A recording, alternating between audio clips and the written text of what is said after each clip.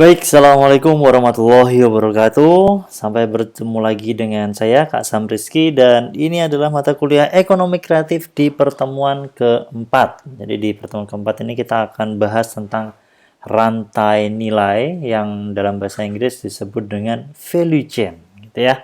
Dan ini materinya simple banget dan nanti kita akan coba bahas sedikit demi sedikit sebenarnya apa sih proses apa saja yang harus dilakukan ketika kita bergerak di dunia ekonomi kreatif gitu ya. Oke, di pembahasan hari ini kita hanya bahas 6 poin ini. Yang pertama nanti kita akan membahas tentang definisi rantai nilai itu kayak gimana. Kemudian ada value add, jadi namanya ekonomi kreatif ini kita harus memberikan tambahan nilai, value add gitu ya. Melalui apa? Yang pertama melalui kreasi, yang kedua melalui produksi, distribusi, komersialisasi, dan sampai terakhir adalah faktor penguat daya kreasi. Gitu. Oke, dari yang pertama yaitu adalah definisi. Jadi definisi ini bisa kita baca bareng-bareng ya.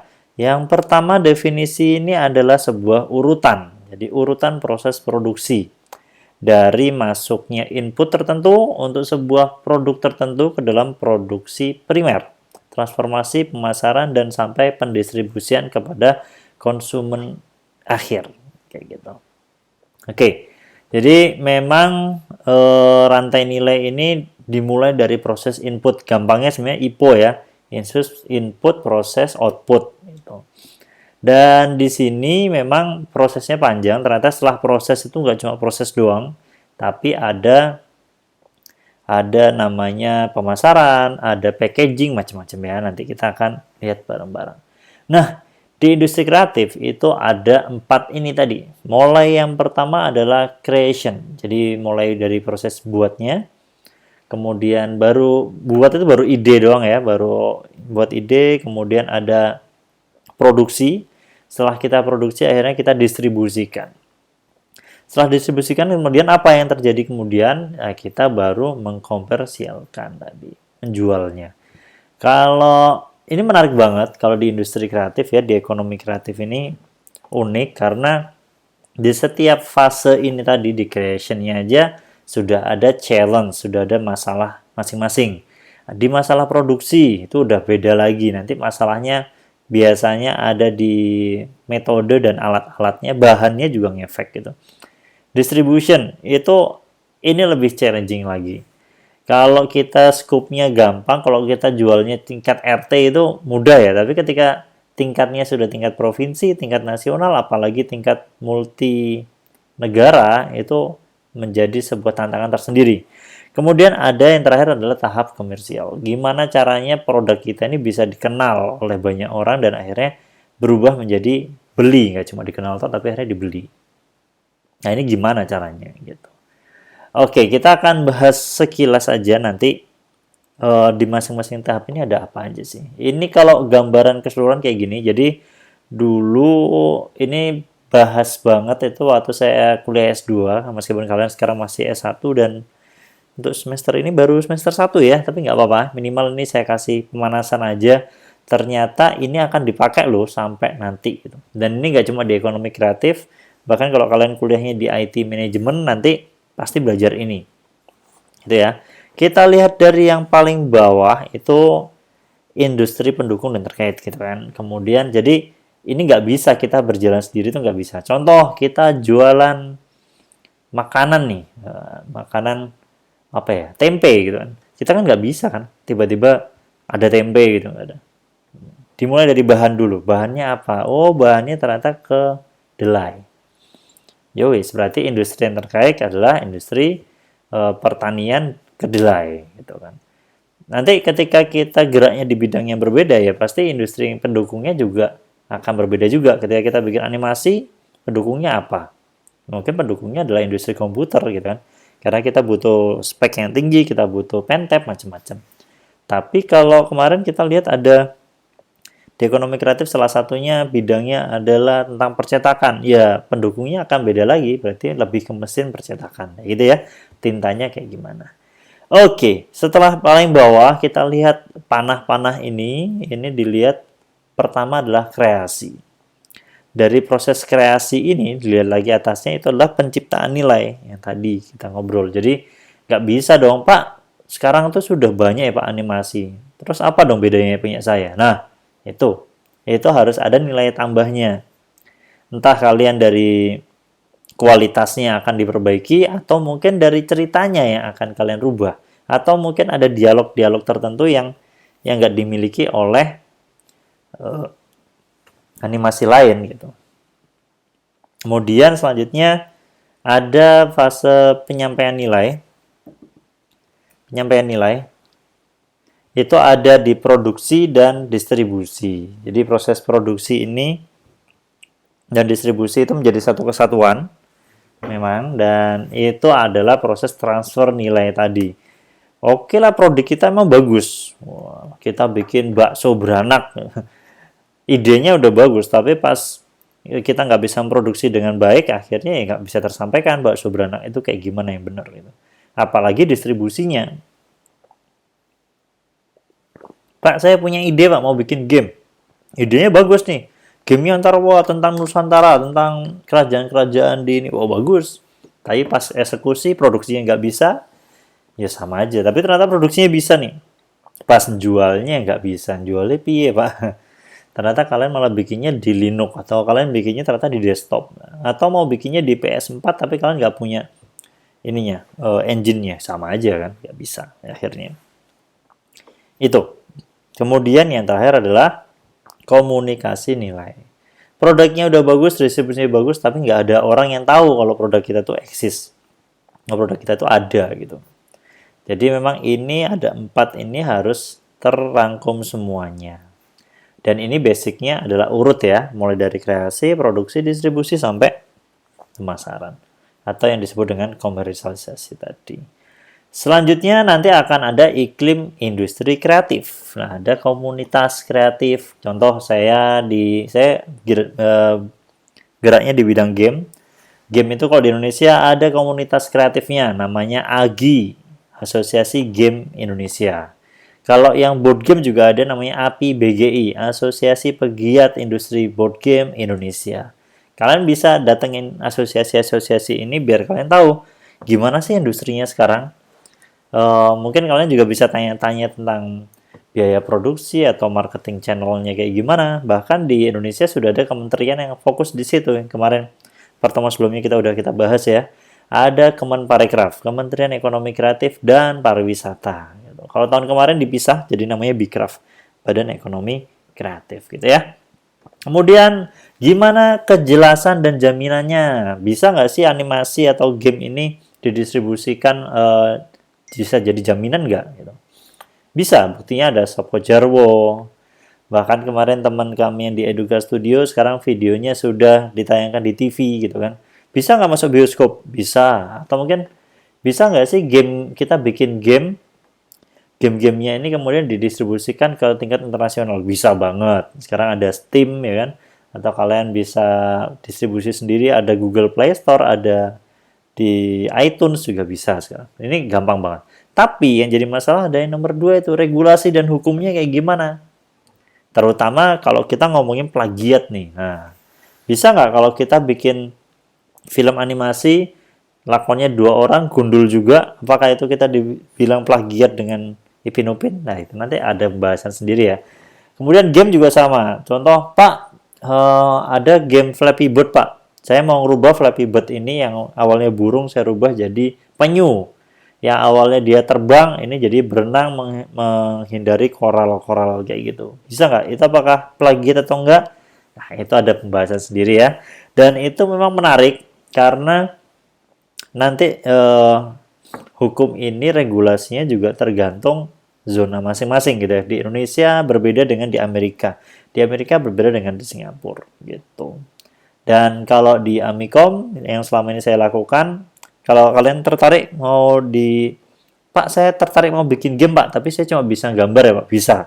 Ayo kita gabung, kita bikin bareng-bareng gitu ya. Dan biasanya kalau saya bikin sebuah produk itu pasti ada hak ciptanya. Nah di Amikom hak cipta ini sangat diapresiasi. Bahkan nanti kalau kalian mau lulus, kalian cuma kalian sudah punya hak cipta dan sudah berupa produk, itu sudah bisa pengganti skripsi. Jadi nggak usah skripsi, tinggal nunjukin itu, lengkapi datanya, udah selesai deh. Gitu. Itu akan bagus kalau kalian sudah ngerjain dari semester 1 kayak sekarang ini, kalian sudah punya banyak portofolio, itu akan bagus banget. Riset dan informasi ini seberapa gede sih? Oh, animasi sekarang itu gambarnya, tekniknya kayak gimana sih? Pewarnaannya apa sih trennya gitu. Itu riset. Game-gamenya kayak gimana? Mekaniknya apa? Game engine-nya gimana? Gitu. Art style-nya kayak gimana? Kan juga harus tahu. Contoh kayak sekarang apakah yang lagi booming ini apakah Nintendo ataukah PlayStation atau Xbox gitu kan. Ya, sekarang yang lagi booming ternyata yang penjualannya paling rame, paling gede itu adalah Nintendo Switch. Nah, nanti kita akan lihat kapan-kapan kayak gimana sih Nintendo Switch itu. Gitu. Ini ada rantai penawaran dan ada rantai permintaan. Ini pasti kalau di ilmu manajemen pasti ya. Ini akan mengefek ke biaya, ke harga kalian. Kalau penawarannya lebih sedikit, tapi permintaannya banyak. Jadi barang kalian tuh dikit. Contoh kalian bikin tahu bulat spesial keju. Barangnya cuma 100 dan yang minta itu ternyata ada 1000, pasti barang kalian akan jadi rebutan. Dan ketika jadi rebutan ini akhirnya barangnya langka dan akhirnya harganya naik mahal. Kebalik, ketika kalian jualannya cabai, apalagi cabai-cabean gitu ya. Kalian jualan cabenya ada 1000 yang minta cuma 100, ya mau nggak mau akhirnya produk kalian ini mau nggak mau jadi ya gitu. Jadi diskon, jadi obrolan, harganya jadi turun banget. Itulah kenapa ketika ada musim mangga kayak sekarang gini, mangganya banyak banget tapi yang minta cuma dikit, ya akhirnya mangganya diobral. Nah, ini tergantung banget, tergantung industri kreatif ya. Tergantung industri kita ini. Kita geraknya di mana nih? Kemarin yang sudah mereview, kemarin ada reviewnya, ada game, ada animasi. Itu kayak gimana permintaannya di Indonesia seperti apa? Apakah permintaannya lebih banyak di Indonesia atau di internasional? Itu ngefek. Jadi kalau kalian sudah tahu permintaannya banyak di Indonesia, ya bikinnya kontennya bahasa Indonesia aja, ngapain dibuat bahasa Inggris gitu kan. Tapi kalau ternyata pasarnya paling banyak itu ada di internasional, ya udah. Terus kalian lihat dulu di internasional saingannya siapa gitu. Kalau saingannya gede, kalau saingannya hiu, kalian cuma cetul, kalian cuma ikan kecil gitu, ya kalian pasti kalah. Nah, sekarang gimana kalian bikin membidik ini pasarnya, tadi mau pasar yang mana gitu. Oke, ini saya punya sebuah ini ya, kita coba lihat contohnya saja. Contohnya ini masih di industri kreatif, kita ngomongin Unilever ya. Tapi ini sebenarnya beda industri, tapi nggak apa-apa. Kita akan coba lihat gimana Unilever itu membuat gas impact gitu. Jadi kalau kalian lihat sekarang iPhone kemarin banget ini baru launching iPhone 12 itu dia setiap penjualan iPhone yang harganya 12 juta itu udah nggak pakai charger. Alasannya apa? Biar ramah lingkungan. Wow. Itu. Sekarang kita beli Apple Watch juga udah nggak pakai charger. Itu tujuannya apa sih? Tujuannya adalah untuk melindungi dunia ini dari pemanasan global. Apakah perusahaan lain bisa? Bisa loh. Sekarang kayak HP aja, hampir kalau di Apple itu dia benar-benar care dengan itu ya, dengan hal-hal yang tentang alam. Jadi dia seluruh lini produknya dia, MacBook atau Mac Mini itu sudah bisa 100% di recycle. Mulai dari RAM-nya, dari bodinya bisa di recycle semua. Nah, gimana dengan makanan? Apakah makanan bisa di recycle? Bisa banget. Nah, ini contoh Unilever ini dia memproduksi minuman itu ya. Kalau kita taunya apa? Tongji yang bentuknya kemasan itu ya, teh dalam kemasan. Itu bisa nggak sih kita mengurangi kerusakan alam dengan ini, value chain tadi. Kita sudah ngobrol ya tadi ada input, coba kita yang 26% itu adalah raw material, itu inputnya. Teh itu diambil dari apa? Nah, nanti kita akan lihat kemudian manufacture itu prosesnya. Setelah diproses, kemudian didistribusikan sampai akhirnya diserahkan ke customer, digunakan. Habis itu dibuang dan didaur ulang. Itu kayak gimana? Oke, kita lihat videonya bersama-sama. The value chain. Dan ini nggak hanya di teh tadi, tapi ini contoh awalnya teh, tapi nanti selanjutnya dia kembangin lagi. Nah, ini. Every year, consumers use millions of them. Oke, nah ini teh All of ini Unilever's products, Unilever ini including gede tea banget ya bags, go on perusahaannya the ya. journey before and after they are Nah, enjoyed by our consumers. gimana proses We dari call this awal the value sampai chain. akhirnya setelah It digunakan. works like this. First, we get the raw Nah, materials. dia ngambil Then we kan, make them into a product kemudian and deliver it to a dicetak, shop. Then our diproses, kemudian consumers dikirim, buy it, dan akhirnya sampai use it, dibeli and sama, eventually nah throw it akhirnya away. sampai dibuang ke sampah. But each step Itulah yang of the disebut value dengan chain value chain. also has an impact on the environment. Nah, Here at gimana Unilever, biar we ini want nggak to ngerusak, reduce that impact and grow our nggak business ngerusak at the same time. pemanasan global kita, The bumi value kita biar chain nggak lets rusak us gitu. see where our biggest impacts are, so that we can focus our efforts. Oke, So, for example, nah, ini contohnya yang tadi ya. hundreds of factories only add up to 3% of our total greenhouse gas footprint. Jadi manufakturnya pabriknya dikit, tapi digedein dari raw materialnya, dari tadi teh-tehnya tadi. Comes from the millions of consumers when they enjoy our products. So, most of Unilever's impacts aren't our problem, right? Wrong. We want to reduce the impact of our products before they enter and after they have left our factories. We work as a team with our suppliers, customers, Nah, and our jadi consumers to nggak reduce bisa the kalau impact cuma of our sendiri-sendiri, tapi products. kerjanya itu harus We have bareng-bareng. ambitious Dari plans to grow our proses business, awal but growth at any cost is itu. not an option. We want to work to help consumers enjoy our products and cut the environmental impact at the same time. Every day, thousands of suppliers help us make our products, and 2 billion people use them. The maths is pretty simple.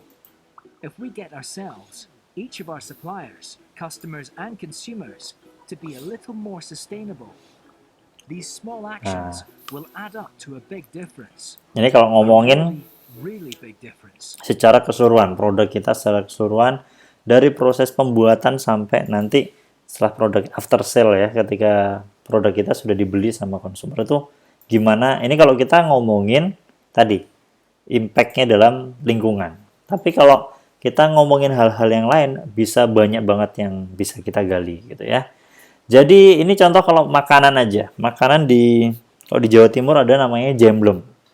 Nah, tapi kalau di Jogja ada makanan yang khas juga, mirip sama jemblem, terbuat dari singkong gitu kan ya. Singkong, kemudian di dalamnya ada manis-manisnya, itu namanya cemplon. Jadi buat teman-teman yang bukan dari Jogja, boleh nanti ketika sudah ke Jogja, mungkin pandemi kita udah selesai, kalian boleh main. Dan di situ ada namanya cemplon, kalian harus tahu ya. Kalau ketika kalian kuliah di Jogja tapi nggak ngerti apa-apa tuh sayang banget kan. Dan cemplon ini ada prosesnya. Kalau kita lihat dari video ini tadi, gambar tadi, raw materialnya apa? Singkong. Apakah singkong itu tiba-tiba jadi cemplon? Enggak kan. Jadi singkong tadi akhirnya diparut. Habis diparut, kemudian dibulet-bulet. Habis dibulet-bulet, kemudian dilubangin, kemudian dikasih gula. Itu namanya manufacture, atau itu namanya proses produksinya. Tapi apakah cemplon ini udah selesai? Enggak. Nah, tadi akhirnya digoreng, ini masih ngomongin produksi, setelah digoreng, ini mau dijualnya kemana cemplonnya ini? Nah, itu akhirnya didistribusikan. Apakah dia titip ke kantin, titip ke angkringan, ataukah dia langsung dikemas, kemudian dijualnya ke Indomaret ya? Itu nggak tahu kan kita. Baru dimakan, apakah makan ini kemasannya nanti dibuang atau kayak gimana, itu menjadi PR selanjutnya. Tapi kalau kita ngomongin masih prosesnya tadi, karena saya dari pramuka, itu jadi lagu. Gitu kan. Kita coba nyanyi bareng-bareng ya, tirukan setelah saya. Wah, ini opo ini, kuliah nyanyi-nyanyi, nggak apa-apa. Tapi basically, saya pengen nunjukin gimana proses yang ini tadi, yang ribet tadi, ini menjadi sebuah hal yang simple. Dari proses kreasi dulu ya. Oke, tirukan setelah saya. Cemplon, cemplon, cemplon, cemplon. Nah, itu tadi nama cemplonnya. Ini kita ngomongin secara keseluruhan ya. Kalau kita mau bisnis cemplon gitu. Oke, lirik selanjutnya. Terbuat dari apa? Nah, ini kita ngomongin di fase kreasi atau di fase tadi ya, raw material tadi. Kemudian lanjut liriknya. Sing, sing, kong. Sing singkong. Nah, sekarang kita ngomongin produksi. Caranya bagaimana? Gimana tadi caranya? Oke. Singkong diparut, dibulet-bulet, dikasih gula, dibulet-bulet, lalu digoreng. Itu proses produksi. Cemplon, cemplon, cemplon, cemplon. Wah, ini kalau di kelas kita nyanyi bareng nih. Dan nanti biasanya saya bagi jadi 2 kelompok, nyanyinya bersaut-sautan gitu ya. Ya oke, saya ulangi dari awal ya. Cemplon, cemplon, cemplon, cemplon. Terbuat dari apa? Sing singkong, sing singkong. Caranya bagaimana? Singkong diparut, dibulet-bulet, dikasih gula, dibulet-bulet, langsung digoreng. Cemplon, cemplon, cemplon, cemplon. Sekali cemplon, tetap cemplon. Oke, kita balik lagi ke sini tadi ya. Jadi prosesnya lama. Itu saya bandingin kalau kita ngomongin cemplon, yang mana di industri kreatif tadi, ekonomi kreatif ini ada yaitu kuliner. Kuliner yang paling tinggi di Indonesia, gitu kan. Kemarin kita sudah lihat banyak banget dari 16 subsektor, yang paling tinggi itu adalah makanan. Tapi yang termasuk 4 subsektor yang paling cepat perkembangannya adalah animasi dan game kemarin. Nah, karena kita di teknologi informasi itu nice banget, dan kita emang kalau kita mau ngerjain animasi dan game itu kita sudah di jalan yang benar, tinggal gimana nih prosesnya. Dari pertama nyari idenya kayak gimana, proses produksinya apakah kita akan pakai manajemen tukang cukur, terus gambar-gambar sendiri, kemudian kalian bikin storyboard sendiri, ya kan, kemudian kalian menganimasikan sendiri, kemudian sampai jualnya sendiri, itu kesel. Itu produksi. Nah, oke, kita sudah lihat. Kemudian, Pak, gimana Pak caranya biar saya ini bisa punya produk, saya ingin di ekonomi kreatif, tapi mau saya tambahin di bidang kreasinya. Bisa nggak Pak? Bisa banget. Gitu kan. Nah, ini opsinya ada banyak ya, ada 6 ya. Yang pertama, kita bisa ngembangin produk baru. Contohnya gimana? Ini sebenarnya nggak ribet loh ya. Jadi kayak kita contoh masih makanan aja. Bakso. Di mana-mana bakso ya isinya cuma bakso daging gitu. Akhirnya sekarang sudah ada namanya bakso keju. Wah. Ada bakso isi telur puyuh, ada yang telur gede banget. Kalau di Jogja ada namanya bakso klenger, baksonya itu gede 1 kilo kayak gitu. Ya, itu sudah mengembangkan produk baru. Jadi, atau mungkin bakso itu bentuknya selama ini bulat, kalian bikin kotak, itu sudah ada nilai tambahnya. Biar orang itu nggak boring gitu ya. Jadi kalau di luar negeri namanya meatball kan. Karena waktu saya ke Spanyol itu, wah rasanya hambar banget, makanan apa-apa tuh hambar. Dan mungkin kalau kalian jualan bakso di sana bakal rame. Jadi waktu saya pulang dari Spanyol, selama kurang lebih seminggu atau dua minggu itu, yang pingin saya makan pertama kali adalah bakso dan mie goreng. Karena di sana itu rasanya nggak enak banget.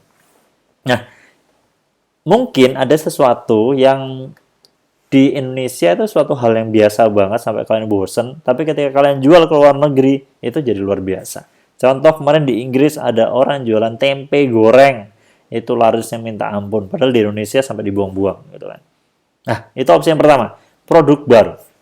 Yang kedua, itu mengkombinasikan input. Nah, bahan bakunya nih baru. Jadi orang Indonesia ini paling kreatif sebenarnya ngomongin kayak gini, tahu dicampur sama bakso jadinya tahu bakso. Tahu dibolak-balik kasih kanji jadinya tahu walik. Oh no, tahu dibulet-bulet isinya dibuang jadi tahu bulet. Atau mungkin kalian bisa kombinasi input tadi. Awalnya tahu dicampur sama cambah atau mungkin dicampur sama apa, jadilah tahu isi. Gitu ya. Inputnya ini akan lebih menarik kalau kita kuliahnya di bidang teknologi pangan kayak gitu atau mungkin teknologi ternak yang bisa digabung-gabung, itu bagus banget. Dan sayangnya itu tadi, kalau di Indonesia ya kita jangan cuma latah tok. Semuanya pada jualan tahu walik, nih aku jualan tahu walik juga. Ya ngapain? Harus ada nilai tambahnya dong, apa perbedaannya?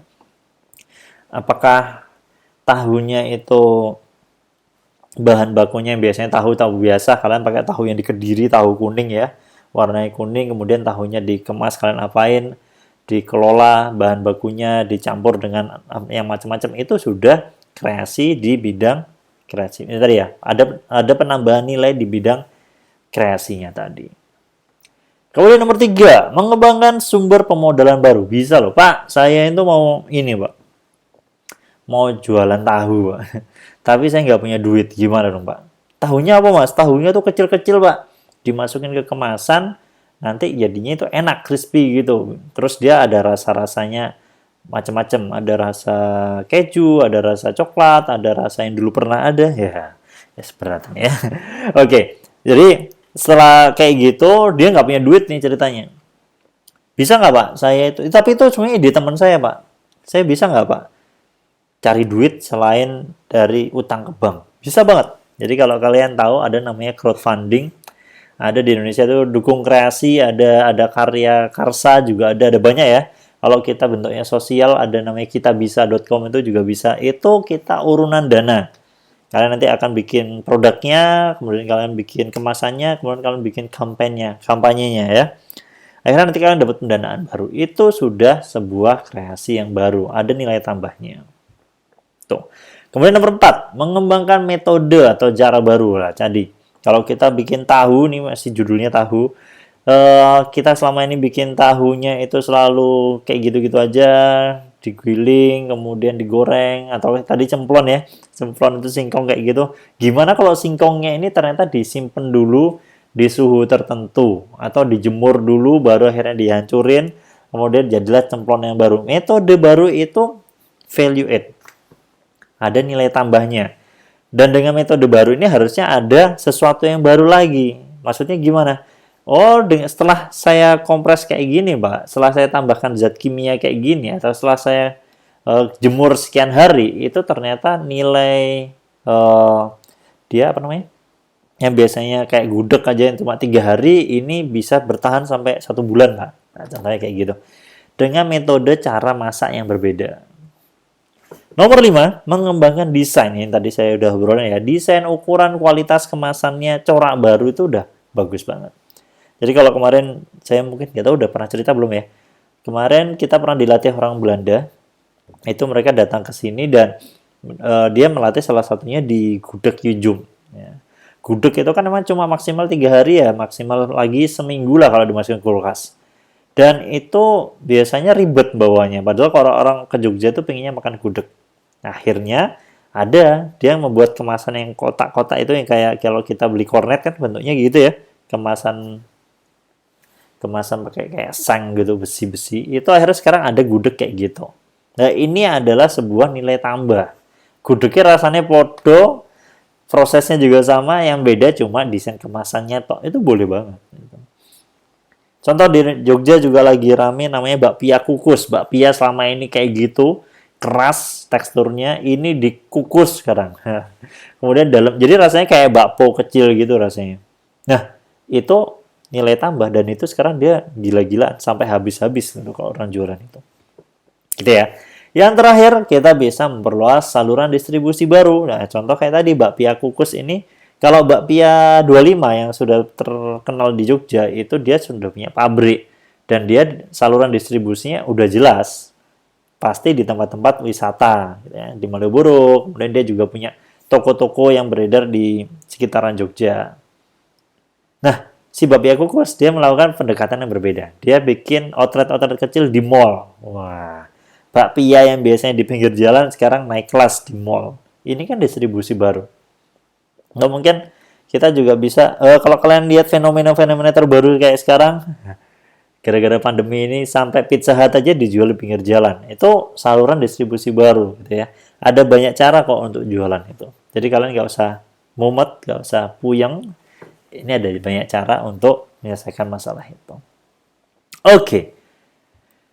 Nah, gimana Pak kalau saya mau bikin produk baru? Tapi ingat, kalian bikin jangan cuma bikin, tapi kalau bisa itu menyelesaikan sebuah masalah. Ini contoh kalau kita JNE atau Tiki, atau mungkin sekarang lagi rame ya di Tokopedia ada Antar Aja, ada Ninja Express, banyak ya. Itu tapi ada masalah ternyata. Masalahnya adalah, contoh, saya beli barang di Tokopedia. Kemudian alamatnya saya kirim ke rumah saya. Padahal saya setiap hari itu ada di kampus, contohnya gitu. Jadinya ketika orangnya datang, si pengurus dari JNE tadi datang, itu nggak pernah ketemu saya. Dan prosedur mereka kalau barang itu diantar dan nggak ketemu orangnya, ya barangnya harus dibawa lagi ke kantor pusat gitu. Akhirnya kayak gitu seminggu dan akhirnya nggak nyampe-nyampe.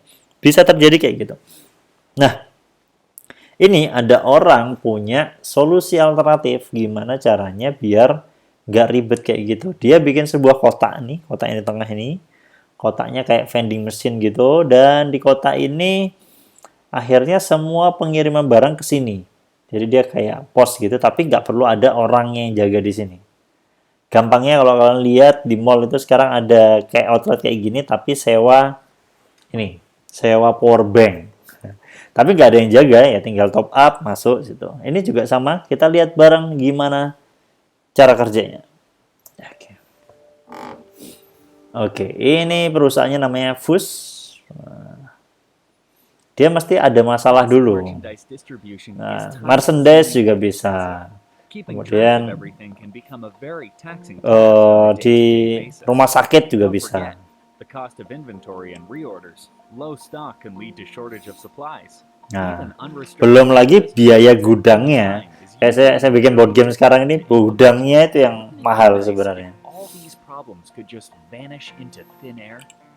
With our automated distribution system, Nah, ini jadi dia otomatis the sekarang. system optimizes your consumables logistics and takes Nah, care of the inventory. dan dia bisa langsung tahu, oh ini ruangan yang locker yang A, ini sudah isi atau belum gitu. Output process Dan bisa diakses 24 jam. You are granted permission with your personal ID. Select a product and then retrieve it. In Nah, individual produknya retrieval itu mode, the goods itu ada rak-raknya kecil-kecil itu, setiap orang beda-beda raknya. Nanti tinggal masukin pin kayak ATM gitu, orang sudah langsung kebuka sendiri dia. Nah, kalau habis gimana? Contoh kita jualan merchandise tadi, kalau habis langsung update sistemnya kayak ATM ya. Oh, duitnya habis. Nah, nanti dia langsung diisi orang.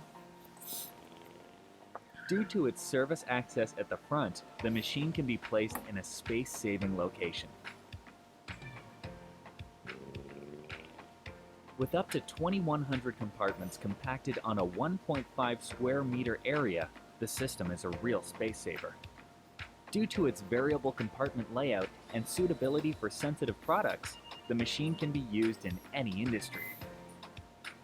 Make your daily routine easier with the automated merchandise distribution system from Flakzeugonion Süd.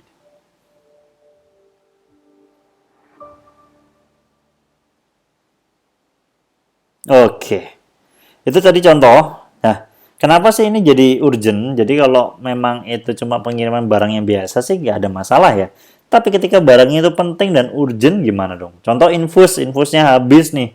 Kayak tadi kan ada di medical juga, itu gimana dong?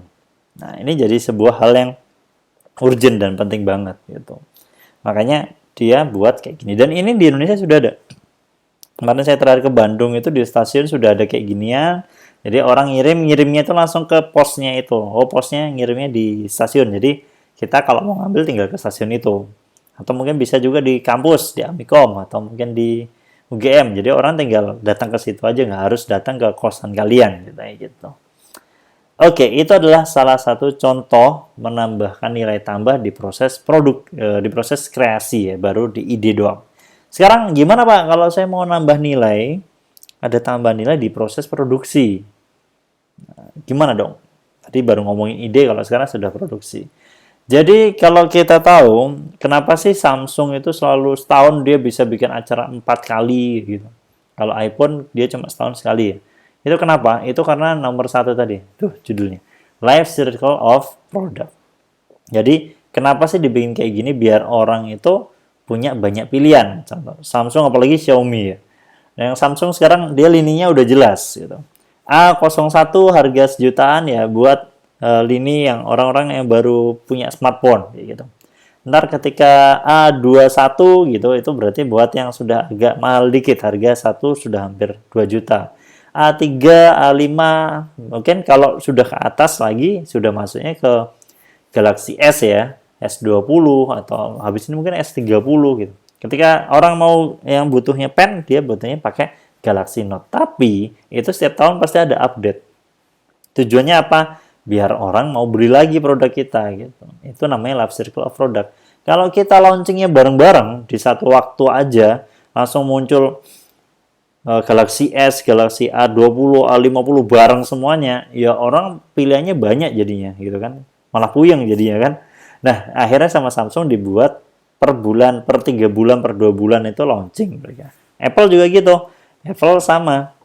Dia setahun sekali, dia pasti bikin sebuah event namanya WWDC itu. Dan setiap event itu pasti dia, waktu dulu zamannya iPhone 4, iPhone 5 itu HP-nya cuma satu pilihan tuh, iPhone 5 tuh. Kemudian mulai iPhone 6 itu 2016-an itu dia punya dua varian, iPhone 6 dan iPhone 6 Plus. Ada yang 4,7 in, ada yang 5,5 inch. Tapi semua berubah ketika iPhone X. iPhone X itu jadinya 3 varian. Ada iPhone XR yang biasa, kemudian ada XS yang biasa tapi fiturnya lengkap, dan ada XS Max. Tahun ini itu ada 4. iPhone 12 mini, iPhone 12, iPhone 12 Pro, iPhone 12 Pro Max ya gitu. Itu fungsinya buat apa? Biar orang punya banyak pilihan dan punya life cycle of product. Nah, maksudnya gimana? HP-HP yang tadi iPhone XR yang 3 tahun yang lalu, itu sekarang tetap dijual sama Apple dengan harga yang lebih murah. Gitu. Apple Watch juga sama. Apple Watch sekarang yang terbaru Apple Watch 6, tapi yang Apple Watch 3 masih dijual dengan harga lebih murah. Itu life cycle. Tapi yang Apple Watch yang generasi 5 itu malah di discontinue. Kenapa? Ya biar orang nggak pusing mau beli yang mana. Ya beli yang lebih baru dong, atau beli yang paling murah. Gitu. Itu namanya strategi ya. Kemudian standar produknya, ini masih ngomongin HP contohnya. Atau mungkin ngomongin animasi juga boleh. Animasi kita selama ini standarnya tinggi. Semuanya frame rate-nya harus bagus, gambarnya harus oke. Tapi ketika suatu saat kita harus bikin lini produk yang baru, yang untuk nambahin nilai tambah kita, ya kita bisa turunin standar produk. Yang awalnya high class, yang awalnya frame-nya harus bagus semuanya, ini dikurangin, diturunkan. Itu juga boleh. Biar kita punya segmentasi pasar yang berbeda-beda.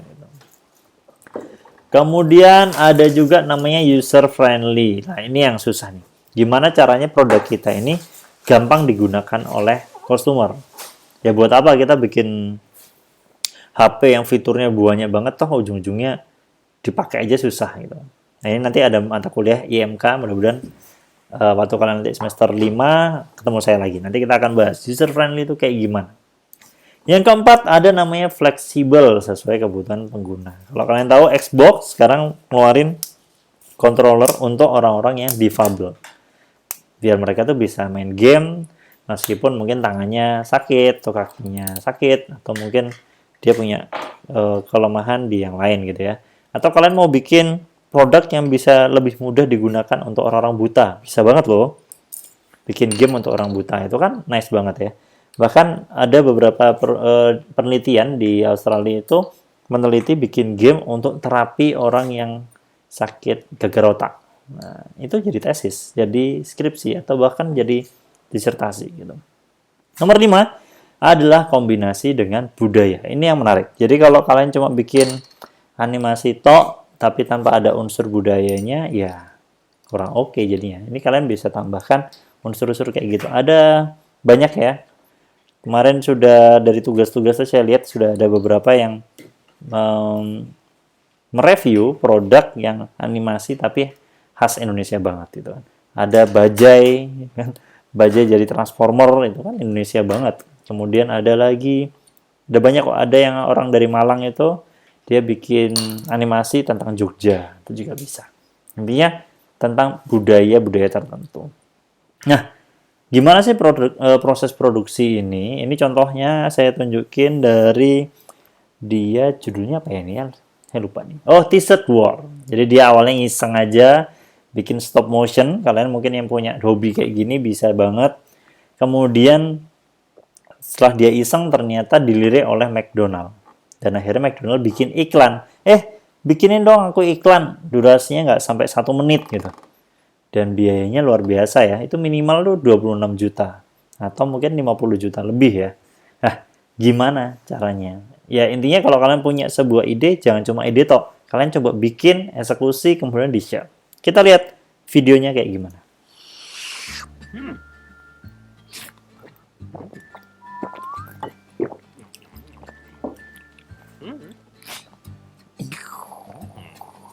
Ya, ini iklannya kayak Right now, share McD. any size icy cold Coke or any other soft Nah, drink. jadi dia prosesnya emang Just a buck. menggabungkan yang reality dan yang ada di stop motion itu.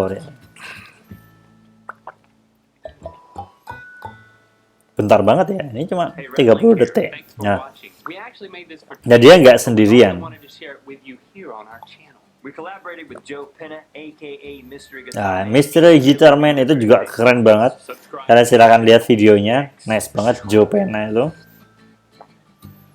Nah, tapi dia ngasih nilai tambahnya di proses produksinya. Yang biasanya stop motion cuma gitu doang. Dia stop motion khusus di t-shirt. Nah, kalian juga bisa loh bikin kayak gitu. Nah, itu proses produksi. Emang lama dan emang capek. Tapi ya, kalau menurut saya ekonomi kreatif serunya di situ. Di setiap tadi dari idenya aja udah puyeng gitu kan. Kita harus cari referensi. Kita harus cari ide-ide yang menarik gitu. Belum lagi pas proses produksi kayak sekarang ini. Produksinya ada banyak banget, gimana kita bikin musiknya, gimana kita gambarnya, gimana kita ceritanya. Wah, itu seru. Jadi kalau menurut saya, ini mirip banget dengan kewirausahaan ekonomi kreatif ini. Serunya adalah otak kita nggak pernah berhenti diem. Contoh saya bikin game. Aduh, gamenya gimana ya? Kalau gamenya udah selesai, kayak kemarin bikin game sejarah, game apa lagi nih? Oh, saya bikin game matematika. Gimana caranya? Apa yang beda? Nilai tambahnya apa? Jadi nggak cuma gitu-gitu toh. Dan itu pasti akan ada masalah. Nah, masalah ini apakah kita hanya diem, motong, kemudian pergi, ataukah kita akan berproses dengan masalah ini dan akhirnya kita belajar dari sesuatu yang baru dari situ. Gitu ya. Nah, kalau kita ngomongin produksi, sebenarnya industri ini sudah ada revolusi yang lumayan banyak, gitu kan ya. Intinya ada 4 ini ya. Ada di sebelah kiri ada channel, sebelah atas ada channel, sebelah kiri ada produk. Dulu di industri yang awal itu produknya itu fisiknya ada. Contohnya sepatu, buku, gitu kan. Itu produknya kalau dipegang ada gitu kan. Tapi tokonya juga ada. Jadi kalau kalian mau beli sepatu ya belinya ke toko sepatu gitu kan. Pasti ada. Atau mungkin kalian ke pasar gitu pasti ada. Kalian mau beli buku ya ke fotokopian, ke toko buku udah pasti ada. Jadi produknya dan tokonya itu ada. Fisiknya ada semuanya. Tapi, nah, kemudian semuanya mulai berubah nih. Produknya itu virtual. Kan? Produknya fisik nih. Produknya fisik tapi belinya virtual. Contohnya apa? Ya, kalau gampangnya kalau kita dulu kan beli buku itu di Gramedia, di Togamas gitu ya. Sekarang beli online aja udah bisa. Itulah yang dilakukan oleh Amazon di Amerika. Dia cuma marketplace khusus buat buku. Kalau kita tahu sekarang kayak Tokopedia, Shopee kan ada buku juga nih. Itu mirip kayak gitulah industri yang baru tuh. Jadi bukunya itu fisiknya ada, tapi tokonya nggak ada. Nggak tahu tokonya ada di mana. Gitu. Sebenarnya virtual, jadi klik sudah langsung nyampe. Tapi ada juga yang revolusi selanjutnya gitu. Produknya ini fisiknya nggak ada, tapi tokonya ada. Contohnya apa? Pulsa. Nah, pulsa ini kan, kalau kalian tahu pulsa itu bentuknya kayak gimana sih? Fisiknya nggak ada kan, bentuknya digital. Coba kalian ke counter-counter, baknya bisa dipegang nggak? Loh, baknya nggak bisa dipegang. Ini dipegang itu ininya, tokonya itu ada, tapi vouchernya itu yang bentuknya digital. Kalian sudah nggak bisa. Kita nggak bisa dong ngeklaim kayak gimana itu karena semuanya bentuknya udah digital. Dan yang sekarang, yang zaman kalian sekarang ini, yang ngeri nih sekarang, bentuknya fisiknya nggak ada, tokonya juga nggak ada. Contohnya apa? Ya voucher Google Play itu nggak ada. Kalau kalian kemarin ada teman saya itu dia jualan cuma jualan senjata tapi di game. Itu kemarin ada di berita tuh ada orang nyuri motor hanya untuk anak-anak, nyuri motor dijual hanya untuk buat beli senjata. Senjatanya di mana? Digital. Nggak jelas banget kan. Tapi ya kayak gitu, kita harus sudah tahu. Dan kalau kita mau memberikan nilai tambah kita harus nentuin nih mau yang mana nih, 4 ini dari produksi ini mau yang mana. Apakah di fisik, atau di channel distribution channelnya atau gimana. Intinya kalian harus tahu ada 4 ini, gitu ya. Oke, sekarang kita akan coba lihat gimana prosesnya. Ini namanya apa? Badminton, gitu kan? Jadi badminton ini menarik karena di Indonesia, kalau kita selama ini taunya Amerika itu terkenal dengan gulatnya, gitu kan. Atau kalau Spanyol, Barcelona, Real Madrid, kita taunya sepak bola. Tapi di Indonesia kita punya juara yang juaranya sudah tingkatnya dunia, yaitu apa? Badminton. Dulu ada namanya Susi Susanti, macam-macam ya, ada banyak banget. Dan kenapa kok Indonesia bisa kayak gini? Ya, karena ya itu menarik. Nanti kita akan bahas ya. Karena bahasa Inggrisnya apa? Bulu tangkis, badminton. Bad itu artinya jelek, min artinya dikit, ton artinya banyak. Jadi manusia itu sedikit banyaknya pasti punya kejelekan nih, kok pemenang ya. Enggak. Oke, kita bahas lagi. Badminton ini, ini bolanya namanya apa? Ya, namanya kok. Nah, kok ini dulu, ini terbuat dari apa ya? Bulu apa ya? Bulu ayam atau bulu angsa? Bulu angsa. Oke. Dan bulu angsa ini ternyata awalnya dulu bukan bulu angsa, kalau kalian tahu sejarahnya. Yang pertama dulu berawal dari bulu hidung, gitu kan. Tapi ternyata nggak higienis, banyak upil-upil yang nempel gitu kan. Akhirnya diganti jadi bulu ketiak. Tapi akhirnya banyak yang asma karena bau banget kan. Akhirnya udahlah, gampangnya bulu angsa aja deh. Percaya? Jangan percaya. Ini just kidding aja. Oke, kita masih lanjut lagi. Ternyata kok ini kalau kita bikinnya cuma satu tuh gampang. Tapi kalau bikinnya banyak, itu kira-kira lebih gampang atau lebih susah? Silahkan tulis komen di bawah ya di video ini, karena nanti keaktifan akan saya lihat dari komentar kalian. Kalian boleh sih komen mau di bagian video yang manapun atau di presentasi saya yang manapun boleh. Tapi kalau di bagian ini kalian boleh silahkan komentarin apa yang kalian pelajari dari video yang ini, dari proses produksi kok ini ya. Oke, kita lihat lagi videonya. Jadi ini saya lihat di YouTube, silahkan cari namanya How It's Made. Dia membahas bagaimana semua produk ini dibikin gitu. Ini salah satunya badminton gitu kan. Ada proses bikinnya kacang juga ada, proses bikinnya kelereng juga ada.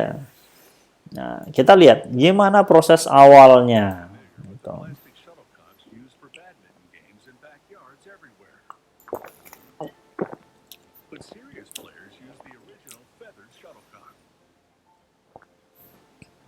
Ada yang dari plastik sih sekarang.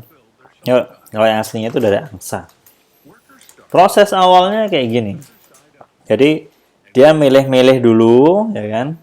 Bulunya tadi dipilih, setelah dipilih kemudian diukur nanti. Dieliminasi mana yang tingginya sama. Nah, itu di sorting gitu.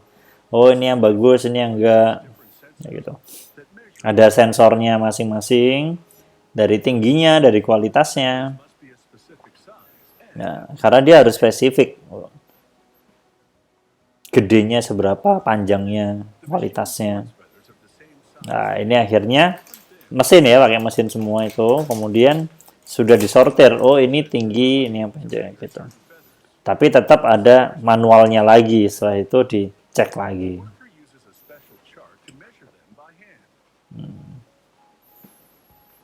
Kemudian setelah itu dicek lagi mana yang benar-benar cocok. Nah, ini mulai bikin proses bawahnya itu. Ini terbuat dari apa? Singkong. Oke, lanjut. Nah, satu ini isinya 16 ya, 16 bulu. Kita lihat.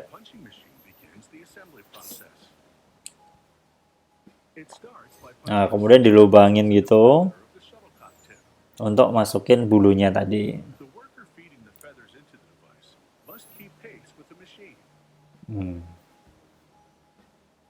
Jadi ini kalau pakai tangan sendiri uki-uki tangannya ya, capek tangannya.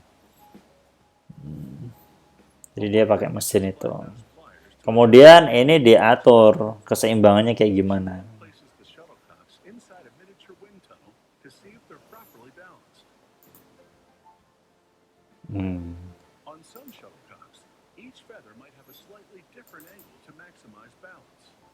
Biar bagus. Jadi waktu nyemes gitu pas gitu kan. Setelah itu baru dimasukin mesin lagi, kemudian untuk nambahin glue. Glue itu lem. Jadi biar dia nggak gerak-gerak, dikasih lem.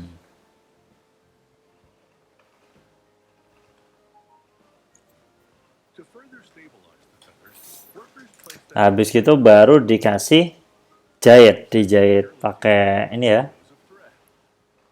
pakai benang biar lebih rapi lagi, biar lebih kuat lagi. Tuh. Ini pakai mesin tapi tetap butuh manusia ya mengoperasikannya. Tek tek tek tek tek tek, cepet ya.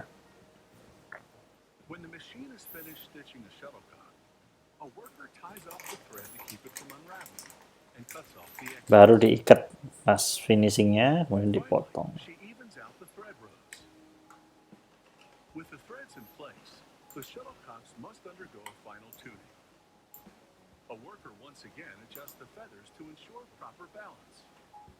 Nah, dicek ulang lagi, sudah seimbang atau belum.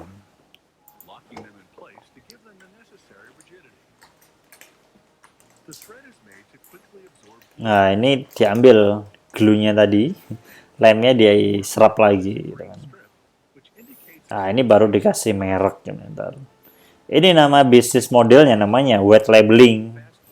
Jadi produksinya di pabrik yang sama, tapi mereknya diganti-ganti. Itu namanya wet labeling. Jadi kalau bikin game juga bisa, animasi juga bisa kayak gitu. Wah, ini ngecek lagi ada raket otomatisnya, titik gitu ya. Wah, ini tugasnya ini tok tiap hari ya. Kesel lagi mbak.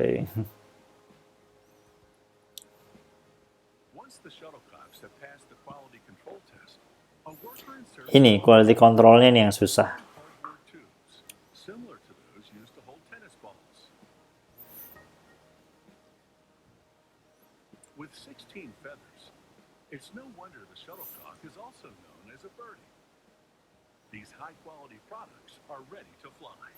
Oke, kok. Nah, pertanyaan ini kenapa namanya kok?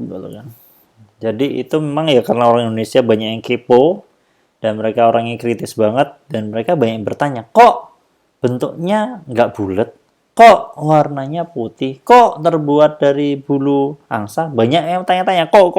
Akhirnya namanya adalah kok. Percaya nggak? Oke, kembali lagi, bahas lagi kita ya. Jadi ini tadi namanya prosesnya adalah wet labeling. Jadi itu model bisnisnya namanya wet labeling. Jadi memang produksinya di satu tempat, di satu pabrik, tapi outputnya mereknya beda-beda. Tapi yang saya ingin garis bawahi di sini adalah gimana kita menambahkan nilai tambah tadi ke dalam proses produksinya. Ya kalau kita produksi 1 sampai 10 sih nggak ada masalah ya, tapi ketika produksinya udah sampai ratusan ribu atau kita bikin 1000 ada kesel, dan kita harus nentuin quality controlnya kayak gimana. Contoh kita bikin cemplon tadi, kalau cemplonnya 10 mah aman, tapi ketika cemplonnya ini ada 1000 harus dikirim dalam satu hari itu langsung 1000 harus terkirim, gimana dong? Kita harus ngecek satu-satu, nggak mungkin kan? Makanya tadi butuh mesin tadi ya. Oke, produksi massal. Kalian perlu mikirin nanti kalau kalian bisa produksi massal di bidang animasi atau game tuh gimana cara quality control timnya tuh kayak gimana, dan kalian gimana caranya bisa memberikan nilai tambah atau nilai lebih di situ. Pak, kalau saya kayaknya produk saya tuh udah mentok ya Pak. Kreasi saya juga gitu-gitu aja Pak. Nggak bisa mentok Pak, animasi gitu-gitu tuh Pak. Bisa nggak sih Pak kalau saya lewat distribusinya? Bisa banget, gitu kan? Oke, kalau lewat distribusinya ini gampang banget sebenarnya. Yang pertama bisa jejaring antar industri, jadi nggak harus di industri yang sama. Contoh aja, kalau kita ngomongin animasi, kita ngomongin game deh ya sekarang ya. Game itu dulu zaman saya kecil ada namanya Sega dan itu kasetnya gede banget. Gitu. Terus semuanya berubah bentuknya kayak lebih kayak disket gitu ya. Atau selanjutnya jadinya CD, PSP itu pakainya CD dulu. Terus berubah jadi DVD dan Blu-ray zamannya PlayStation 3 atau 4 itu udah DVD. Kemudian berubah lagi, sekarang pakainya hard disk. Gitu. Dan sekarang nggak hard disk lagi, pakainya SSD. Itu jadi jejaringnya juga beda ya. Terakhir, bahkan sekarang kalau kita mau beli-beli pun semuanya harus online. Kalau di desktop pakainya Steam tadi atau pakai Epic kemarin yang lagi rame ini. Kemudian kalau di Nintendo juga ada Nintendo Online itu. Jadi belinya nggak harus berbentuk kaset gitu, nggak. Tapi ini efeknya ke jejaring antar industri. Jadi kalau kita pakainya kaset ya jualannya mungkin masih kayak dulu lagi, harus di mall-mall, di toko game. Tapi kalau sekarang kan di mana aja udah bisa. Bahkan di Tokopedia kita beli voucher udah bisa. Gitu. Kemudian wilayah pasarnya, kalau dulu kita jualan cuma hanya untuk Indonesia toh, ya, karena tadi terkait dengan ekspor dan impor ribet banget gitu kan, apalagi bea cukai. Sekarang dengan adanya digital nih, semua orang bisa beli, semua orang bisa make. Gitu. Kemarin sudah ada teman-teman kita yang mereview game Indonesia yang go internasional ya. Ada game dari Toge Production, kemudian ada Happiness ya. Ada banyak kemarin yang sudah saya kasih tugas pertemuan sebelumnya, itu insya Allah sudah bagus-bagus dan game-gamenya luar biasa ya. Ada yang game tentang horor-horor itu ya apa ya kemarin. Silahkan ditulis di komen kira-kira gimana sih dampaknya dengan adanya internet ini dalam proses distribusi gitu. Kalau distribusi animasi kira-kira gimana dong caranya? Selain dari YouTube. Bahkan kalau kalian tahu, Toei Animation ini kayak dia bikin kayak Kamen Rider macam-macam itu sekarang malah dilemparnya ke YouTube. Kalau dulu kan mereka pakai lisensi ya. Mau masuk ke TV Indonesia aja lisensi bayarnya. Apa-apa lisensi. Sekarang sudah mulai pendekatannya income-nya dari YouTube gitu. Tapi itu dia pakai video-video yang lama yang sudah tahun 80-an, 90-an itu diupload di YouTube. Cuma yang jadi masalah adalah sekarang di algoritma YouTube kalau kita pakainya buat anak-anak itu pendapatannya lebih kecil daripada yang buat umum. Kenapa? Karena kemarin sempat ada masalah di Amerika gitu kan. Jadinya ya, tapi ya no problem. Yang kita pendapatan dari YouTube itu nggak cuma dari AdSense kok. Kita juga bisa dapat endorse ya kan. Kita bisa juga afiliasi di tengah-tengah ada iklan macam-macam tuh bisa banget. Ada banyak cara. Jadi kalau teman-teman, Pak, saya sukanya itu bikin animasi buat nyanyi-nyanyi itu loh Pak, buat anak-anak naik delman istimewa, tapi saya bikin animasinya itu, boleh banget, coba aja upload ke YouTube, pasti banyak gitu.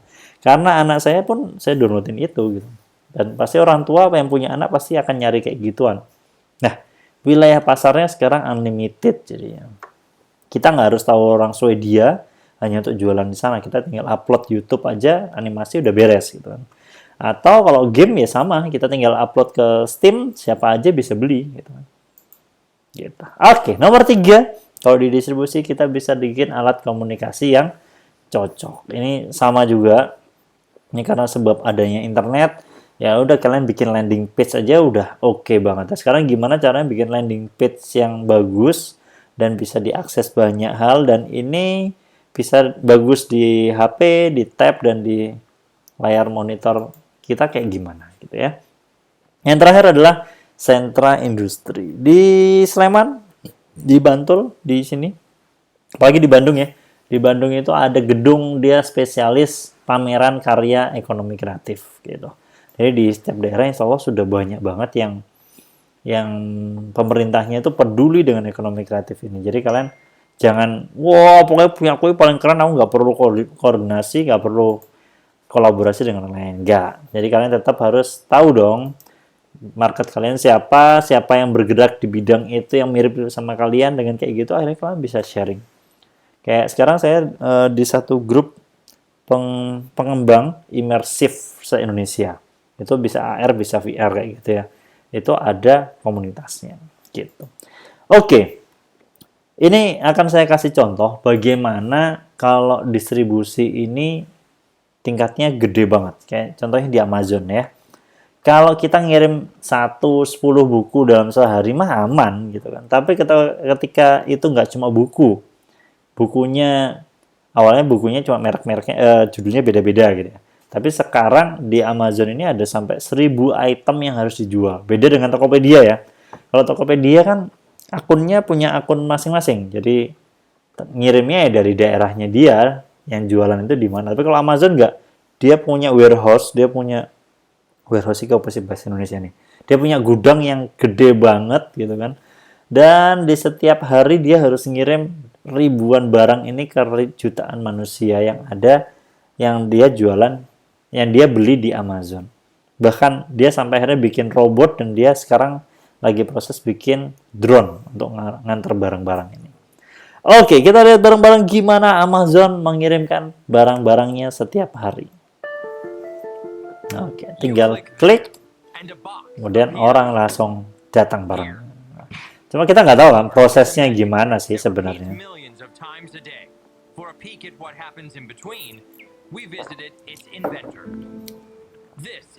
Ini dari YouTube ya, Fox 13. Kembali kayak tadi, silahkan komen apa yang kalian pelajari dari Amazon ini. Amazon opened closed doors Steady flow. and opened my eyes. I don't think it's well understood. With a footprint equal to 59 football fields, this Amazon fulfillment center is simply mammoth. We have the packing, the picking, the slamming, the shipping, the receiving. It's home to an army of employees, A little bit over 100. one 6-ton pallet-slinging robot, We affectionately call it Robo-Stow. and a squad of box-shuffling cyborgs. We like to think of it as a symphony between robots and our great associates. We found a secret at our feet. The floor is covered in tiny QR codes. Nah, jadi dia bikin robot ini, dia bacanya baca barcode-nya ini, langsung tahu posisinya ini mau dikirim kemana, ini barangnya tentang apa, itu jalan sendiri masing-masing, dan ini keren banget. Exactly where to go. Clicking that yellow button sets these robots in motion, sometimes within seconds. But your order is not handled by Android alone. The drive units, the Amazon robots, are actually bringing items from where they're stored to Ah. associates so that associates Ini can get customer tetap service ada and manusianya ya, better kita nggak bisa digantiin semuanya oleh robot semuanya. Every Amazon order. As with every department, there's simply no guesswork in choosing the right box. How do I know which box to pick? Our technology will tell you. The computer tells you. The computer will tell us the perfect size box to fit that Dia item. sudah sampai ada sistemnya. Ini pakai kardus yang ukuran berapa. Oke, SLAM. SLAM ini adalah kepanjangan dari Scan, Label, Apply, dan Manifest. Label, apply, manifest. Orders are constant. We process thousands and thousands of packages. The exact number is confidential, but we do know that Amazon sales hit a record $88 billion in 2000. Ini 2014, apalagi 2020. Jangan masa pandemi ini yang naik malah Tokopedia, Amazon kayak gini malah.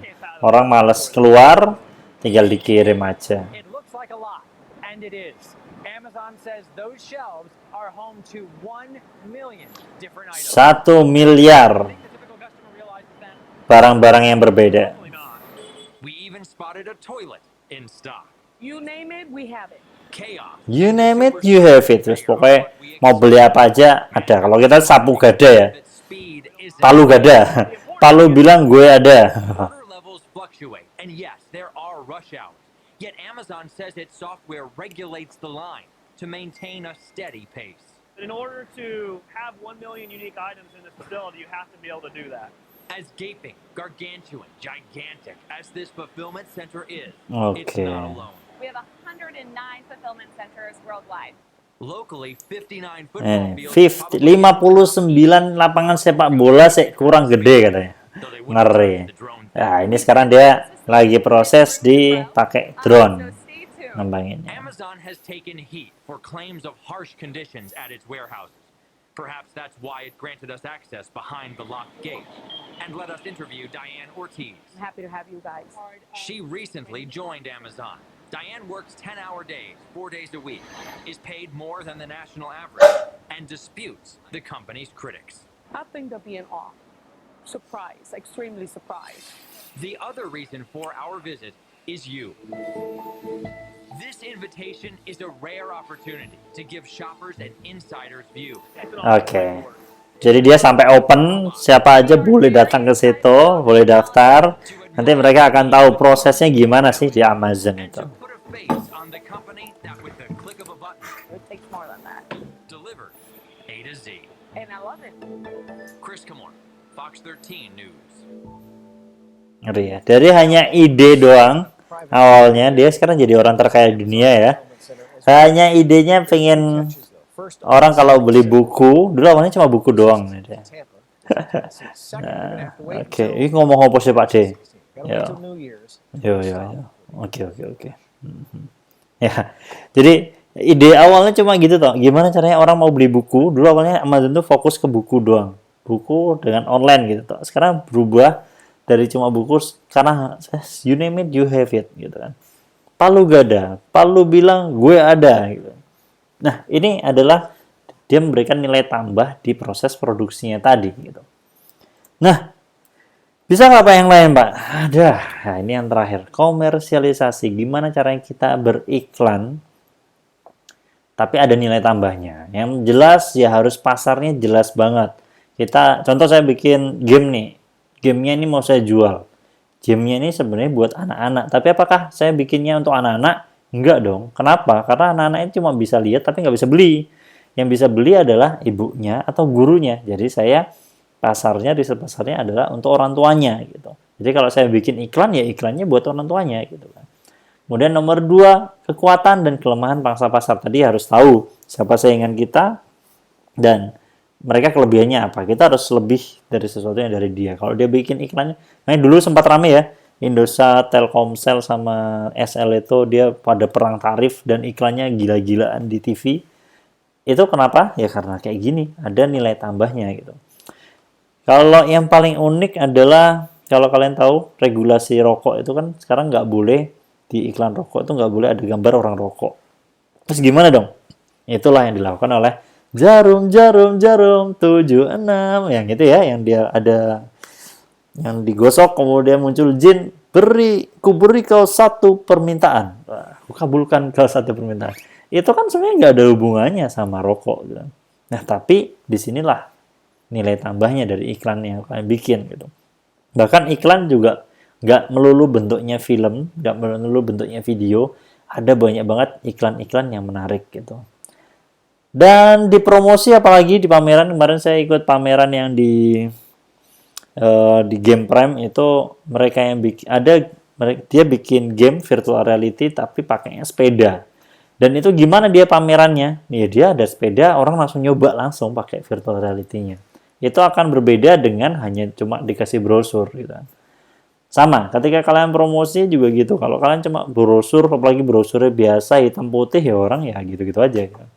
Tapi kalau kalian lihat di Jogja, di perempatan itu, kalau kalian tahu Le Mineral itu kan namanya billboard ya, kan bentuknya kayak layar gitu doang kan. Tapi billboardnya si Le Mineral yang ada di Jogja ini, yang dekatnya CEC, itu dia bentuknya ada ini, kayak air gitu. Kemudian layarnya cuma kelihatan dikit tapi ada animasinya. Itu salah satu memberikan nilai tambah di komersial. Yang terakhir adalah teknik promosi. Kalau yang akhir-akhir ini banyak banget orang jualan produk-produk anak gitu. Kemarin ada yang jualan juga ini bikin animasi video. Nanti promosinya gimana? Promosinya biasanya ini hanya berlaku sampai berapa gitu. Saya kemarin baru di Erafone baru beli HP kayak gitu. Itu kemudian dia ngasih voucher 100.000 tapi hanya dipakai sampai 31 Oktober. Itu fungsinya buat apa sih? Biar kita belanja lebih banyak. Nah, contohnya kayak gitu ya. Kalian voucher bisa juga, atau kalian bisa juga modelnya kayak undian terbatas kayak gitu. Atau kayak kalau kalian tahu di Tokopedia, di Shopee itu memang gratis pengirimannya, tapi minimal pembeliannya adalah 50.000, ada minimalnya kayak gitu. Fungsinya buat apa? Jadi yang awalnya kita cuma pengen beli satu barang yang murah, karena ngejar free ongkir, jadinya kita belanja lagi, kayak gitu. Apalagi kayak di Shopee, dulu sempat ada yang telur itu ya, di Shopee tiap berapa jam sekali, itu adalah teknik promosi. Dan, nah sekarang gimana kalau di animasi dan game bikin promosinya? Ini yang menarik. Kalau di game sudah banyak ya, sekarang teknik-teknik promosi yang unik, yaitu yang pertama dia bikin game itu gratis satu episode biasanya. Atau kalau episodenya ada 10, dia gratisin 3 gitu. Itu namanya freemium. Gitu. Free tapi premium. Nanti awalnya free, tapi kalau dia mau buka level yang lebih, dia harus berbayar. Itu model-model yang unik. Tapi kalau di animasi, mungkin bisa mirip kayak tadi episodenya, ceritanya mungkin ada 23 gitu ya. Kalian gratisin 5 aja. Selanjutnya nanti biar berbayar. Itu juga bisa. Tapi yang masalah adalah gimana caranya tadi, paling atas itu, pasarnya siapa. Contoh, kalau kita bikin iklan, nah ini contohnya bikin iklan yang fake yang buat hidung itu ya, orang flu, itu kayak gimana? Pasti kita bikin iklannya mesti ada orang kehujanan, sakit flu, kemudian datang minum, menghirup itu langsung sembuh. Di Thailand, ada orang yang bikin iklan yang menarik banget, menurut saya. Dan iklan ini nice banget gitu kan. Dia mengangkat sebuah misteri yang paling tinggi, yang paling unik di dunia, yaitu wanita. Wah, wanita ini paling susah ditebak, kadang senang, kadang happy, kadang dia marah-marah nggak jelas gitu. Dan kita lihat bagaimanakah dia bikin iklan sebuah fix itu buat hidung, tapi dengan kekuatan seorang wanita. Kita lihat bersama-sama. Oke. Woman, the biggest mystery in the universe. Wah, Stephen Hawking ya. Oke, jadi di level 1 dia sama tunangannya lagi makan malam ceritanya. Toeng, kamu lihat gak ada yang beda nggak dari aku katanya. Waduh. Apa ya? Kok aku nggak ngerti ya? Oh ini hari ini nih, hari anniversary, hari jadi kita katanya. Kamu lihat gak sih ada sesuatu yang beda dari aku katanya? Apa ya? Kalau cowok kan nggak peka ya, pekok. Oh, apa ya bedanya? Kayak fotohan aja katanya. Apa sih yang beda? Bukan katanya. Nuat. Oh, ada nuat itu kumis ternyata.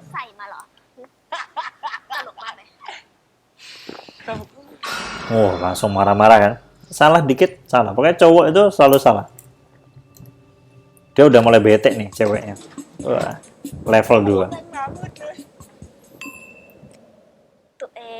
Tuing, so dihap gitu. Ayo, apa? Apa yang beda ya? Lipstiknya beda nggak? Enggak.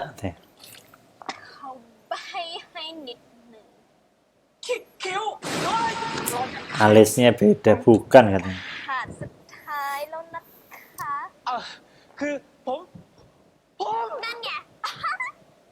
Padahal dia itu baru potong rambut, cuma mau ngomong gitu doang. Tapi kan cowoknya disuruh nebak apa yang beda katanya. Tapi cowoknya nggak sengaja ngomong. Tapi bagusnya yang panjang kemarin katanya. Oh, kamu mau bilang kalau rambut mantanmu yang panjang itu lebih baik dari aku katanya gitu. Aduh. Tahu marah lagi, level 3. Bete lagi ya. Awalnya mau romantis jadi bete.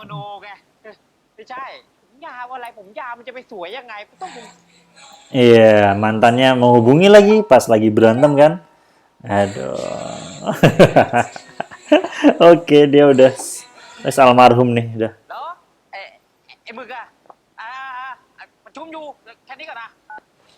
Iya, mantannya langsung datang.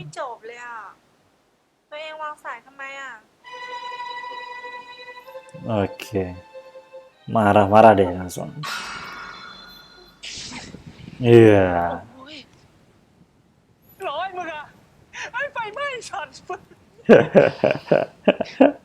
Oke, levelnya turun lagi, tambah bete lagi, level 4. Akhirnya tunangannya marah sekarang. Pilih yang pendek atau yang panjang katanya. Iya, Bong Yao.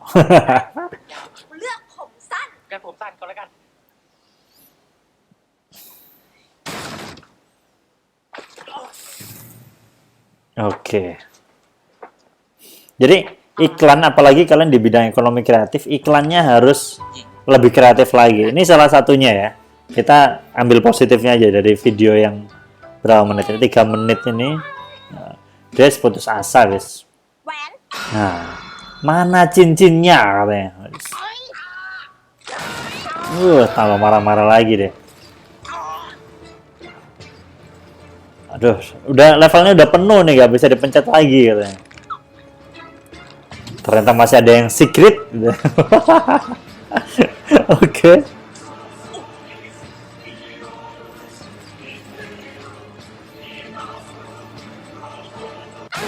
Yà dom Peppermint Fit เปิดฝาก่อนไหม Oke.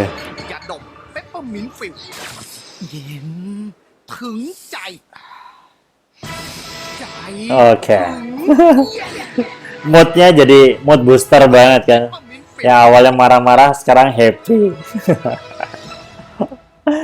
Oke, itu yang kita sebut dengan komersial tadi ya, iklannya. Apalagi kalau kita bikin game, kita bikin animasi, iklannya juga harus bikin yang sekreatif mungkin. Yang harus out of the box. Jadi biasanya orang-orang yang aneh, yang orang-orang yang freak itu malah idenya biasanya luar biasa.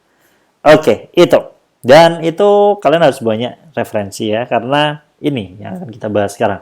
Faktor penguatnya dari kreasi itu apa sih?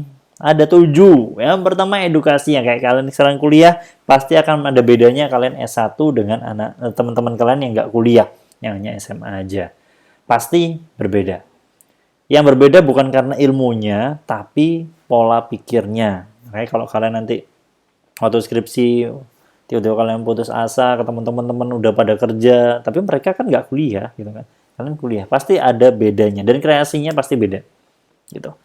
Pastikan ketika kalian kuliah harus ada sesuatu yang kalian pelajari, gitu. Nomor 2, inovasi. Inovasinya kayak gimana, dan ini saya pun selama ini masih selalu belajar dan belajar. Inovasinya paling gampang ya lihat YouTube jangan TikTokan toh ya. Lihat TikTok kok di YouTube, gitu kan. Lihat yang hal-hal yang penting. Lihat Business Insider, lihat kayak tadi how it's made. Minimal kalian akan tahu prosesnya kayak gimana, ide-ide yang baru itu apa. Atau kalau ada pameran, kalian silakan ikutin. Kemarin saya hanya ke Malaysia, ya cuma lihat pameran aja gitu. Itu contoh-contoh aja ya. Ekspresi itu juga ngefek, dan percaya diri ini yang paling penting. Gitu. Jadi kebanyakan kita ini, Pak gambar saya jelek ya Pak, saya cuma bisa ngedit-ngedit gitu aja Pak. Nggak usah, kalian harus percaya diri aja. Dan emang semuanya nggak bakal dong. Lihat, gini. Oke, kalau ada pohon yang besar, apakah tiba-tiba dia pohonnya itu langsung ada? Enggak kan? Berawal dari pohon yang kecil. Apakah pohon yang kecil tiba-tiba ada? Enggak kan? Awalnya bibit loh. Bibit apa tiba-tiba ada? Enggak, awalnya enggak ada. Gitu. Sama kayak kita. Apakah animator yang keren itu tiba-tiba langsung keren? Enggak kan? Awalnya dia mesti jadi animator yang cupu dulu. Apakah tiba-tiba dia langsung jadi animator? Enggak juga. Dia awalnya juga jadi kayak kita, orang biasa aja. Tapi akhirnya dia belajar. Akhirnya jadi dari animasi yang gede, animator yang gede gitu. Game juga sama. Awalnya game developer indie. Bikinnya cuma bikin platformer kayak gitu kan, cupu-cupu aja. Tapi lama-lama dia proses, belajar lagi. Akhirnya jadi kayak Hideo Kojima kayak sekarang kan. Yang bikin Metal Gear Solid. Atau Mario Bros juga sama. Awalnya juga hal-hal yang paling simple, semua berawal dari diri kita sendiri. Dan kita harus percaya diri kita sendiri dong. Kalau kita aja nggak percaya sama diri kita sendiri, gimana orang lain mau percaya sama kita gitu kan. Jadi ya terus improve dan tunjukin karya kalian. Nomor 5, pengalaman. Nah, pengalaman ini nggak akan pernah membohongin hasil, gitu kan. Jadi emang masalahnya gini, masalah itu pasti ada. Cuma apakah kita akan belajar dari permasalahan dari pengalaman kita atau enggak, ya itu terserah kita. Kalau ada masalah itu gesekan tuh pasti ada, apalagi kita kerja sama semua orang. Tapi apakah kita akan gesekannya makin kita kerasin lagi, atau gesekannya ini kita tambahin oli biar lebih licin. Nah, tergantung kita. Itu akan menjadi pengalaman kita banget. Gitu ya. Dan pengalaman ini nggak bisa dibeli. Jadi memang kita harus terjun langsung, kita belajar dulu, baru kita akan dapetin sesuatu yang baru. Gitu ya. Yang keenam, kreasi. Kreasi ini paling gampang adalah kita melihat produk punya orang lain, kita tambahi, kita improve, tapi jangan sampai plagiat. Ya, pasti ada improvementnya, jangan cuma niru toh. Yang terakhir adalah agen talenta. Jadi agen talenta nih tadi, hey Mas, Mbak, Spider-Man aja sekarang judulnya udah Avenger ya, dia kerja sama yang lain. Superman aja yang kuatnya kayak gitu, sekarang dia akhirnya bikin namanya Injustice gitu, Justice League gitu kan. Injustice itu nama game ya, Justice League, dia kerja sama Superman, sama Flash, sama Wonder Woman. Masa kalian cuma kerjanya sendirian? Kan enggak kan? Animator ya animator, tapi kalian kerjanya pakai tim. Itulah kenapa Bung Karno bilang, beri saya 10 orang pemuda, maka saya akan guncangkan dunia. Gitu kan. Tapi kalau mungkin zaman sekarang, itu dulu kapan? Itu zaman dulu, tahun 1945. Tapi kalau zaman sekarang, kayak kalian ini, aduh, dikit-dikit galau. Diputus ceweknya, diputus cowoknya galau, putus asa. Aduh, ngapain? Mungkin ya, Mungkin kalau Bung Karno masih hidup zaman sekarang, beliau akan berkata, beri saya 5 orang pemuda, maka saya ciptakan boy band. Maka saya akan ciptakan girl band. Enggak ya. Ya intinya tetap berkreasi dan kalian nggak usah minder, tapi tetap kalian bikin di ekonomi kreatif ini insya Allah dengan kuliah kalian bikin produk, kemudian kalian bikin sebuah ide dan itu terus improve, dan yang paling susah itu konsisten. Someday, sometime pasti mimpi kalian akan tercapai. Amin gitu ya. Oke, ini ada satu video untuk closing kita, gimana caranya kita bisa bikin iklan yang terintegrasi. Lagi, ini saya bikinnya carinya di YouTube, nanti silahkan dicari ya, iklan integrated advertising, gitu pasti muncul video ini, dan ini hanya untuk pelajaran aja. Silahkan dilihat gimana caranya iklan yang terintegrasi. So what is integrated advertising? In brief, integrated advertising is combining several media channels and tools under one big idea in order to produce a greater experience for the consumer. Or if you will, 1 + 1 = 3. But to understand it a bit more, let's go back and see how advertising was in the past.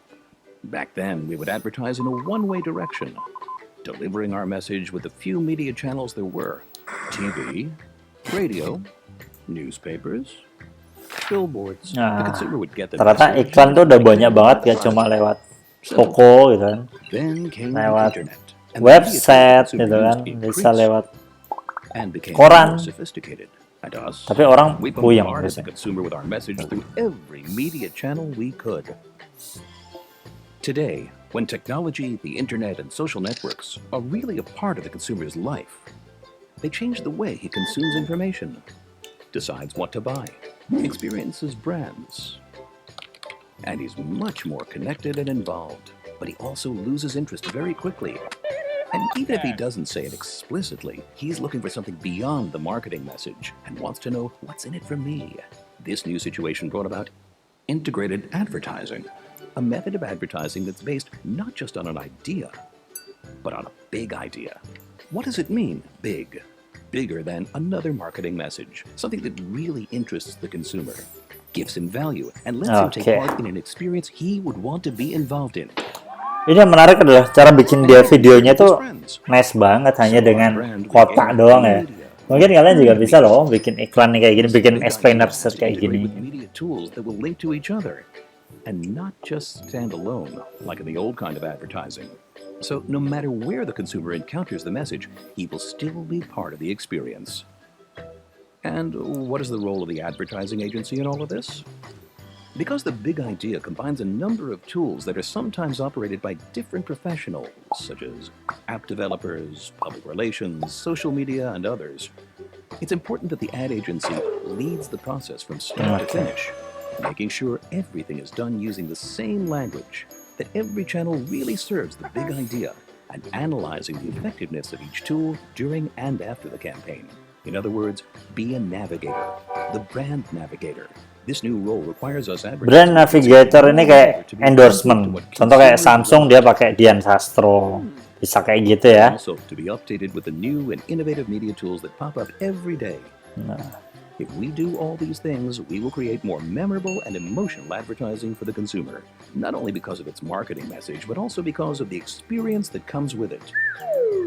Experience-nya yang jadi The brand masalah will tuh. become a love mark, a brand the consumer really loves. So, to sum it up, here's the recipe.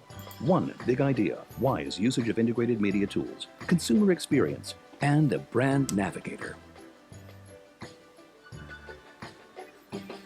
Oke. Integrated. Happy integrated. Oke, good. Dan ini adalah video terakhir kita, dan di pertemuan ini sebelum sudah berlabuh, sebelum memulai sudah selesai, dan sebelum berangkat sudah sampai. Jangan lupa untuk pertemuan di minggu depan kita akan ada quiz, dan quiznya silahkan nanti kita pakai Google Meet mungkin ya, Google Meet atau Zoom, nanti akan saya kabari lagi di grup. Dan itu kuisnya pakai Quizzes. Jadi nanti kalau memang mau install aplikasi atau mau nyoba-nyoba dulu boleh. Dan materinya adalah materi dari minggu pertama sampai minggu sekarang ini. Jadi nanti itu akan menjadi nilai buat kalian, akan Nanti akan ada nilai-nilainya dan itu akan mempengaruhi nilai akhirnya nanti apakah dapat A, B, atau C. Atau mungkin D, atau E. Enggak ya, jadi mata kuliah saya, harapan saya adalah semuanya minimal dapat A gitu ya. Mata kuliah ini gampang, jadi sayang banget kalau kalian harus sampai mengulang di mata kuliah ini di semester selanjutnya gitu ya. Jadi silahkan dilihat lagi videonya dan mungkin akan saya share materi-materi ini, slide-nya akan saya share juga. Jadi sampai ketemu di minggu depan, kita akan pakai quiz gitu ya. Terima kasih dan jika ada jarum yang patah maka jangan disimpan di dalam peti. Jika ada kata yang salah maka jangan disimpan di dalam hati. Saya Kasam Rizky undur diri. Assalamualaikum warahmatullahi wabarakatuh.